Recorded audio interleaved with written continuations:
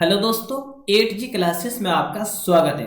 दोस्तों, जैसे कि आप जानते हैं कि कल के दिनों में आयोग की ऑफिशियल वेबसाइट पर 3 नोटिस डाला गया और तीनों ही नोटिस जो था वो टाइपिंग और फिजिकल को लेकर था। जो भी 1218 में से जो छात्र पास किए हैं मेंस, लेकिन फिर भी जो है कुछ बातें ऐसी थी जिस पर छात्रों ने बिल्कुल ध्यान नहीं दिया और सभी छात्र जो है शांत हो गए।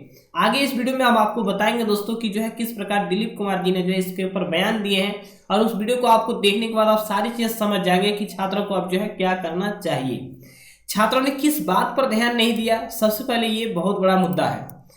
आयोग ने नोटिस फिजिकल और टाइपिंग के लिए जारी किया, लेकिन इस बात पर छात्रों ने ध्यान नहीं दिया कि काउंसलिंग की तिथि जो छात्रों के द्वारा मांग की जा रही है कि काउंसलिंग कब से होगी उसका डेट फिक्स किया जाए, उसका कुछ नोटिस में आप डालें, लेकिन आयोग ने ऐसा कुछ क्लियर नहीं किया है।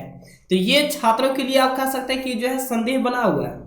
छात्र जो है कब से अपना काउंसलिंग समझे, ऐसा कुछ भी जो है अभी तक क्लियर आयोग ने नहीं किया है। तो आप इस वीडियो में देखें और दिलीप कुमार जी ने जो कल के दिनों में जो बयान दिए हैं, इस बयान को आप अच्छी तरह से समझें। वीडियो अगर पसंद आता है दोस्तों एक लाइक कीजिए, चैनल पर नए हैं चैनल को सब्सक्राइब जरूर कर लीजिए।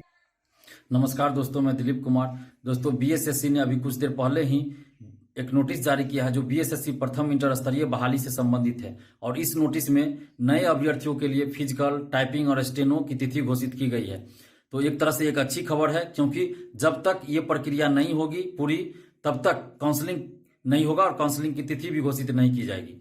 तो ये एक अच्छी खबर है और इसके लिए हम बीएसएससी के सचिव अध्यक्ष महोदय को बहुत बहुत धन्यवाद देते हैं कि आपने छात्रों की बात को माना और इस प्रक्रिया से संबंधित तिथि की घोषणा कर दी है। लेकिन अभी भी काउंसलिंग की तिथि आपने घोषित नहीं किया है और आपने ही कहा था कि नवंबर प्रथम सप्ताह में काउंसलिंग शुरू होगी।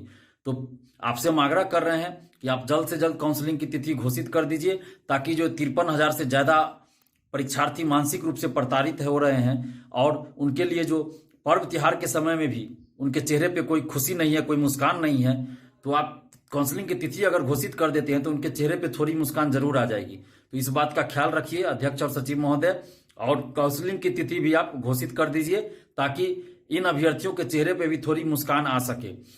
और परीक्षार्थियों को भी हम दिल से धन्यवाद देते हैं। आप जितने भी बीएसएससी प्रथम इंटर स्तरीय बहाली के परीक्षार्थी हैं, आप लोगों ने जो एकजुटता दिखाई है उसके लिए आपको दिल से धन्यवाद।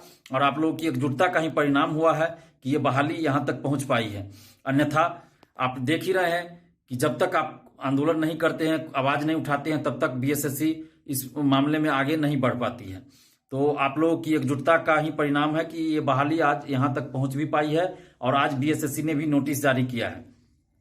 परसों ही हम लोगों ने ये बात कही थी कि हम लोग इस मुद्दे को अब राष्ट्रीय मानवाधिकार आयोग, राज्य मानवाधिकार आयोग और यूएनओ तक ले जाएंगे, चाहे वो ट्विटर कैंपेनिंग के माध्यम से हो या ईमेल के माध्यम से हो या लेटर लिखकर हो।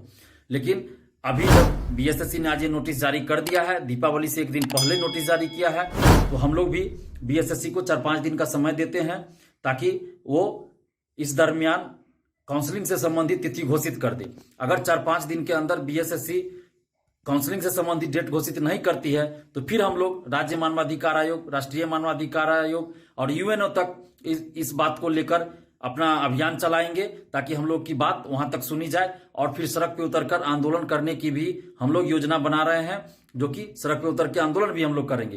तो बीएसएससी के सचिव अध्यक्ष महोदय से आग्रह कर रहे हैं हम कि आप प्लीज जल्द से जल्द काउंसलिंग से संबंधित नोटिस जारी कर दीजिए, क्योंकि आपने ही कहा था कि नवंबर प्रथम सप्ताह में हम काउंसलिंग शुरू करेंगे। और काउंसलिंग के लिए सीट से कम 2 से 2.5 गुना ज्यादा अभ्यर्थियों को आप बुलाइए, क्योंकि ये बहाली 7.5 साल पहले की है और इन 7.5 सालों में हजारों ऐसे अभ्यर्थी हैं जिनकी उम्र समाप्त हो गई। वो कहीं भी आप जॉब के लिए, सरकारी जॉब के लिए अप्लाई नहीं कर सकते हैं, फॉर्म भी नहीं भर सकते हैं। और इन 7.5 सालों में इन अभ्यर्थियों ने काफी दुख झेला है, काफी दुख पीड़ा सहा है, मानसिक रूप से प्रताड़ित हुए हैं। तो मानवीय आधार भी अपनाइए और इनके दुख पीड़ा को समझते हुए सीट से कम 2 से 2.5 गुना ज्यादा अभ्यर्थियों को काउंसलिंग में बुलाए, ताकि एक भी सीट खाली न रह जाए। क्योंकि अगर सीट खाली रह जाती है तो और 7.5 साल से ये लोग इतना दुख झेले हैं और सीट खाली रह जाए और इन लोगों को नौकरी ना मिले, तो आप सोच सकते हैं कि कितनी तकलीफ होगी और इनके साथ कितना नाइंसाफी और अन्याय होगा। तो इस तरह का बात न हो, किसी के साथ अन्याय ना हो, शोषण ना हो, इसलिए आप जल्द से जल्द काउंसलिंग की तिथि घोषित कीजिए और सीट से कम 2 से 2.5 गुना ज्यादा अभ्यर्थियों को काउंसलिंग में बुलाइए। और साथ ही फर्जीवाड़ा को रोकिए, धांधली को रोकिए, क्योंकि फर्जीवाड़ा के चक्कर में ही 2017 में उस समय के अध्यक्ष और सचिव महोदय जेल गए थे।